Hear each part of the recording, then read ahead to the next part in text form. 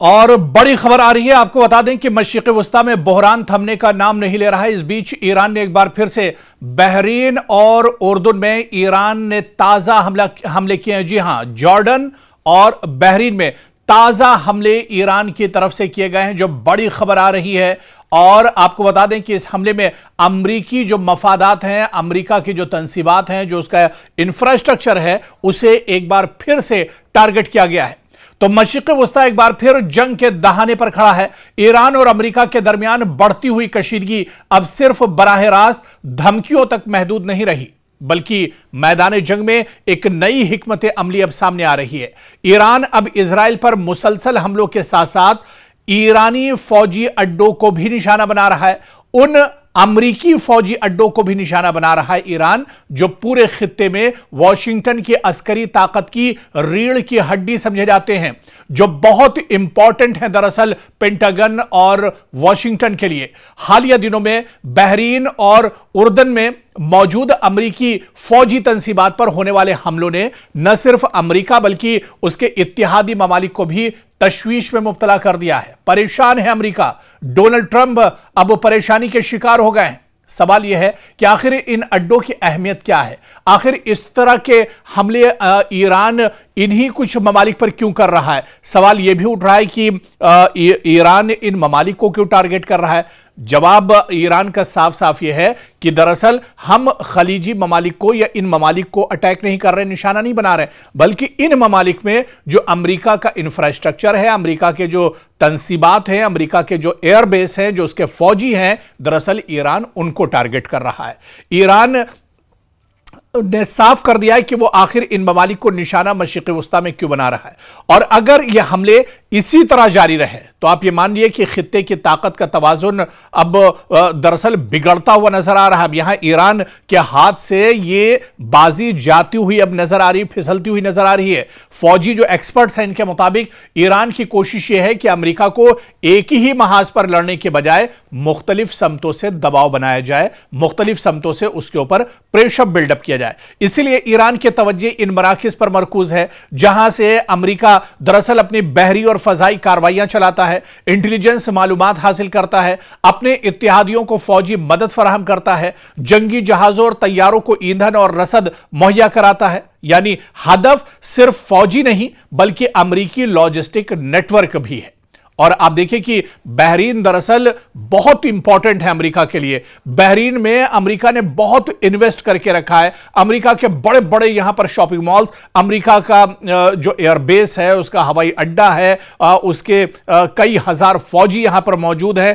तो Bahrain America के लिए मशरिक़ वस्ता में सबसे अहम बहरी अड्डों में शुमार होता है, क्योंकि यहां अमेरिकी बहरिया का 5th फ्लीट भी कायम है। और यह फ्लीट आप देखिए कि कई इलाकों में अमेरिकी बहरी कार्रवाइयों की निगरानी करता है। खास तौर से जो बहरीन का 5th फ्लीट है वो खलीज फारस, अबनाए हुर्मुज, खलीज ओमान, बहरे अरब और बहरे अहमर को एक तरह से सेफगार्ड देता है, इसकी हिफाजत करता है। इसकी निगरानी दरअसल बहरीन से ही होती है। 5th फ्लीट ही इन तमाम जो ये समुद्री रास्ते हैं, गुजरगाहें हैं, इनकी जो निगरानी होती है वो बहरीन से होती है। इसी बेड़े के जरिए अमेरिका ईरान की बहरी सरगर्मियों पर नजर रखता है और इजराइल समेत अपने इत्तेहादियों को समुद्री तहफ्फुज़ भी फराहम करता है। इसी वजह से बहरीन पर ईरान के हमला करने की एक बहुत बड़ी स्ट्रेटेजी है। रिपोर्ट्स के मुताबिक ईरान या उसके हिमायत याफ्ता अनासिर ने बहरीन में अमरीकी फौजी तंसीबात को निशाना बनाने की कोशिश की, जिसका मकसद अमरीकी कमांड एंड कंट्रोल सिस्टम पर दरअसल दबाव डालना था। अगर ऐसे हमले कामयाब होते हैं तो इसके नतीजे में आप ये मानकर चलिए कि बहरी कार्रवाइयां मुतासिर हो सकती हैं, इंटेलिजेंस राब्ते कमजोर अमेरिका के पड़ सकते हैं, अमेरिकी बहरी बेड़े की नक्ल हरकत सुस्त पड़ सकती है, खलीज में मौजूद अमेरिकी जंगी जहाजों की सपोर्ट भी मुतासिर हो सकती है। और फिर इसके बाद अगर बात तो उर्दुन यानी उर्दन की जाए, जॉर्डन की जाए, यह भी बहुत इंपॉर्टेंट है। यह भी अमेरिका का एक बहुत अहम अड्डा एक तरह से माना जाता है। उर्दन बज़ाहिर जंग का मैदान नजर नहीं आता, लेकिन फौजी एतबार से यह अमेरिका के लिए मशरिक़ वस्ता में या खलीजी ममालिक में इंतहाई अहम मुल्क है अमेरिका के लिए। उर्दन में मौजूद टावर 22, आपने नाम सुना होगा, जब से जंग छिड़ी है टावर 22 का नाम भी सामने आ रहा है। उर्दन में मौजूद अमरीकी टावर 22 अमरीकी फौज का एक बहुत अहम अड्डा है, जहां से सीरिया यानी शाम, इराक और उर्दन की सरहदी पट्टी के करीब वाक़े है और यह अड्डा कई अहम जिम्मेदारियां अंजाम देता है। शाम और इराक में अमरीकी कार्रवाइयों की निगरानी करता है, यानी फजाई निगरानी, air surveillance, intelligence operations, drone missions और इजराइल के दिफाई निजाम की भी यह पूरी तरह से मदद करता है। रिपोर्ट्स के मुताबिक अब ईरान दरअसल इसी टावर 22 पर अटैक कर रहा है और इस पर एक तरह से टारगेट इसे ईरान ने बनाया हुआ है। हालिया हमलों में इस अड्डे के बाद लॉजिस्टिक मराकज और निगरानी के निजाम को नुकसान ईरान ने पहुंचाया है, जबकि मुतअद्दिद अमरीकी एहलकार जख्मी होने की इत्तलात भी सामने आई है। अगरचे नुकसान की मुकम्मल और आजादाना तस्दीक एक तरह से नहीं हुई है। अमेरिका, जैसा कि हम आपको पहले भी बता चुके हैं कि अमेरिका दरअसल इन्हें छुपाने की पूरी कोशिश करता है। अमेरिका यह चाहता है कि ये चीजें दरअसल निकलकर सामने ना आने पाए, जो हमले हो रहे हैं वो हमले दुनिया के सामने ना आने पाए, वरना अमेरिका की जो चौधराहट है, अमेरिका का सुपर पावर वाला जो टैग है, वो दरअसल कहीं ना कहीं उस पर असर पड़ेगा। और यह कहना अभी कबल अज वक्त होगा कि अमेरिका की कई दहाइयों पर मुहित बालादस्ती खत्म होने वाली है, लेकिन इतना जरूर है कि अमेरिका को बहुत बड़ी चोट दरअसल मशरिक़ वुस्ता में लगी है, जिसकी भरपाई करने में अमेरिका को एक लंबा वक्त लगेगा, या फिर अमेरिका मशरिक़ वुस्ता छोड़कर चला जाएगा, या फिर मशरिक़ वुस्ता में अगर रहता है तो उसका वो दबदबा नहीं रह जाएगा जो अब से कुछ साल पहले या इन जंगों से पहले जो अमेरिका का दबदबा मशरिक़ वुस्ता में हुआ करता था।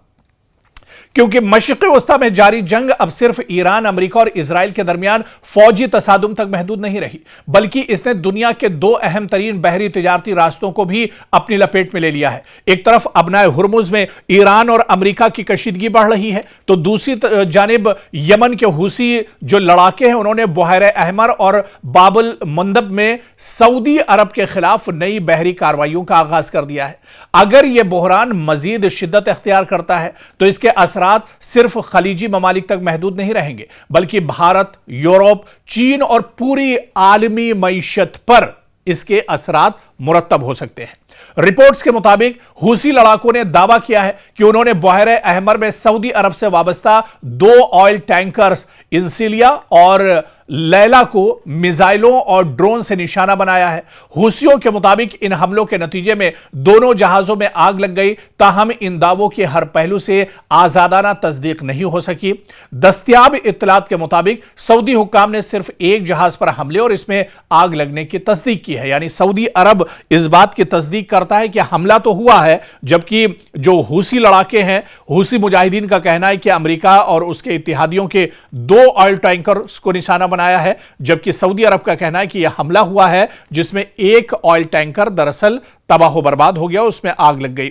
लेकिन आप देखिए कि बाबुल मुंदब जो है, यह दुनिया के अहम तरीन जो समंदरी रास्ते हैं इनमें शुमार होता है। यह बुहैरे अहमर को खलीज अदन और फिर बहरे हिंद से मिलाता है, जबकि आगे यही रास्ता नहर सुइज के जरिए यूरोप तक पहुंचता है।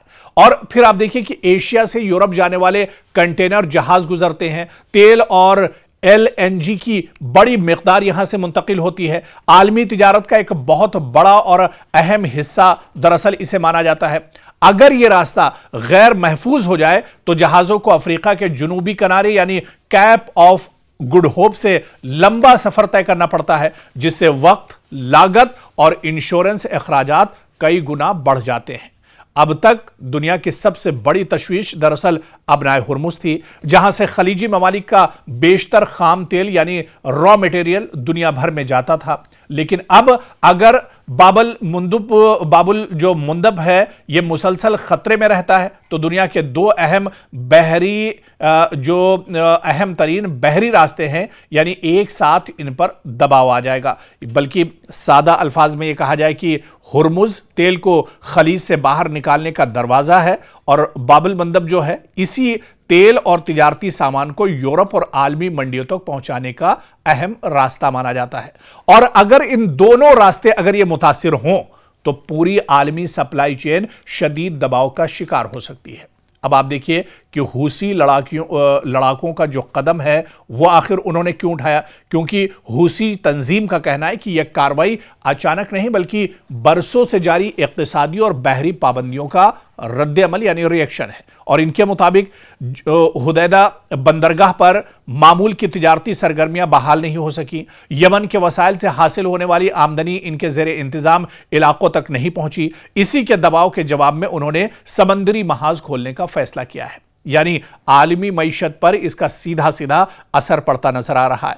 अगर बहरी रास्ते गैर महफूज होते हैं तो जहाजों की इंश्योरेंस महंगी हो जाती है, शिपिंग कंपनियां मुतबादिल रास्ते इख्तियार करती हैं, सफर कई दिन बल्कि कई हफ्तों तवील हो जाता है, तेल गैस और दीगर दरामदी अशिया महंगी हो सकती हैं, आलमी सप्लाई चेन में ताखीर पैदा हो सकती है। इसका असर सिर्फ तेल तक महदूद नहीं रहता बल्कि खुराक, इलेक्ट्रॉनिक्स, गाड़ियां, मशीनरी और दीगर अशिया की कीमतों पर भी सीधे सीधे इसका असर पड़ता है।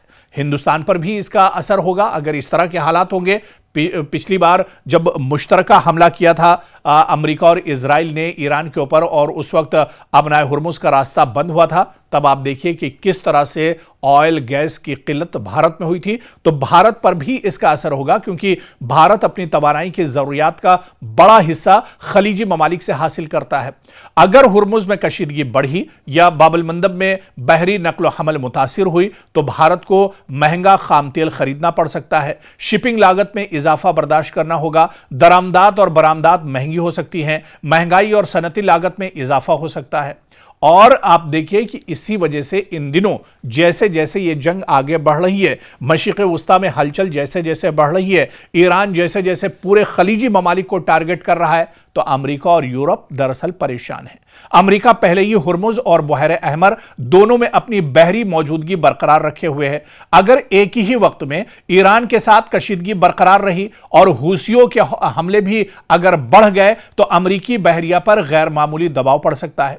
इधर यूरोप के लिए भी खतरा कम नहीं है क्योंकि नहर सुइज के जरिए एशिया और यूरोप के दरमियान होने वाली तिजारत बाब अल मंदब पर मुनहसिर है। अगर यह रास्ता मुतासिर होता है तो फिर यूरोप को सप्लाई चेन में रुकावट, तवानाई के बहरान और महंगाई का सामना एक तरह से करना पड़ सकता है। यानी एक तरह से जो परेशानियां हैं वो पूरी दुनिया के लिए बढ़ सकती हैं और यह कहा जाए कि इस जंग का जो असर है वो सिर्फ मशरिक़ वुस्ता तक, खलीजी ममालिक तक या ईरान, इजराइल और अमेरिका तक महदूद नहीं है, बल्कि अब इस जंग का असर जो चीज़ें हमने आपको डिटेल में बताई, चाहे वो अबनाए हुर्मुज की इंपॉर्टेंस हो, चाहे वो बाब अल मंदब की इंपॉर्टेंस हो, बहरे अहमर की अहमियत हो, इन सब को मिलाकर आप देखिए कि अब ये जंग, इस जंग का असर दरअसल पूरी दुनिया पर पड़ता हुआ नजर आ रहा है और पूरी दुनिया अब दरअसल परेशान है। और शायद यही वजह है कि आप देखिए कि अमेरिकी सदर डोनाल्ड ट्रंप ने अपना डर भी जाहिर किया है। अब वो खुद इस जंग को, जैसे जैसे जंग लंबी होती जा रही है, तवील होती जा रही है, बढ़ते जा रहे हैं, इसमें इसके दिन गुजरते जा रहे हैं, अमेरिकी सदर डोनाल्ड ट्रंप की सांसें फूल रही हैं।